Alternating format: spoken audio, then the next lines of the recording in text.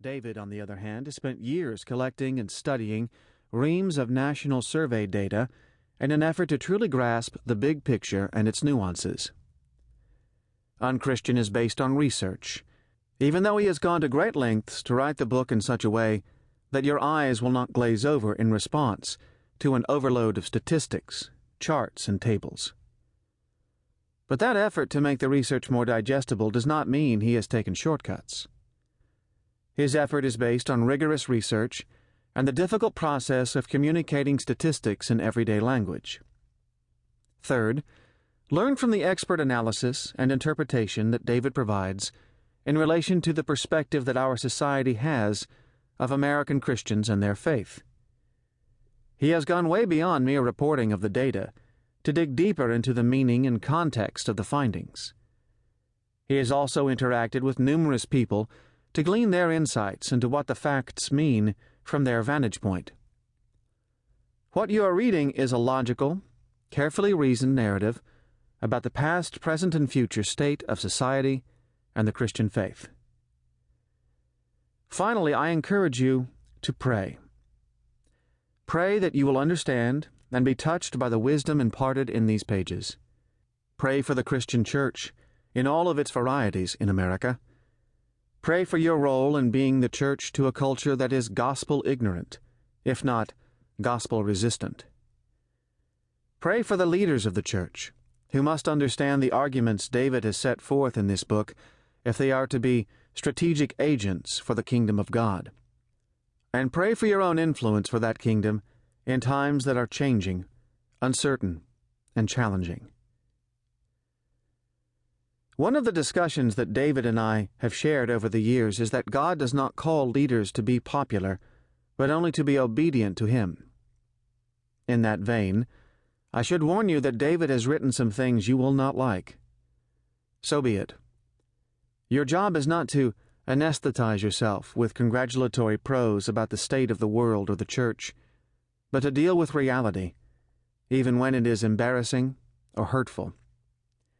You don't have to like what he has written, but you do have to deal with it. So I give my thanks to David for writing the truth, as best we can understand it. And I give my thanks to you for considering how these perspectives must affect your contribution to the kingdom of God and the world in which we serve Him. George Barna, Founder, the Barna Group, Chairman, Good News Holdings, May 2007. Chapter 1. The Backstory. Seeing Christianity from the Outside. Christianity has an image problem. If you've lived in America for very long, I doubt this surprises you. But it brings up important questions. Just what exactly do people think about Christians and Christianity? Why do these perceptions exist? Obviously, people believe their views are accurate, otherwise they would disavow them. But do their perceptions reflect reality? And why do people's perceptions matter, should they matter, to Christ followers? I have spent the last 3 years studying these questions through extensive interviews and research.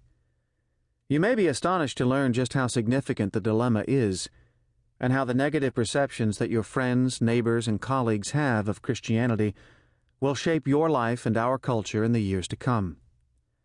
Our research shows that many of those outside of Christianity, especially younger adults, have little trust in the Christian faith, and esteem for the lifestyle of Christ followers is quickly fading among outsiders.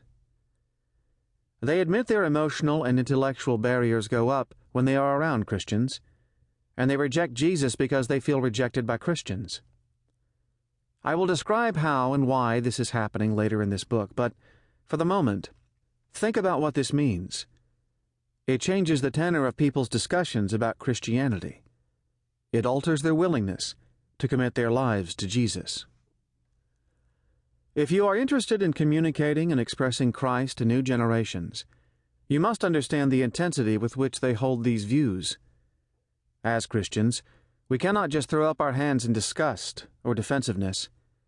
We have a responsibility to our friends and neighbors to have a sober, reasonable understanding of their perspectives. For some time I have had a sense of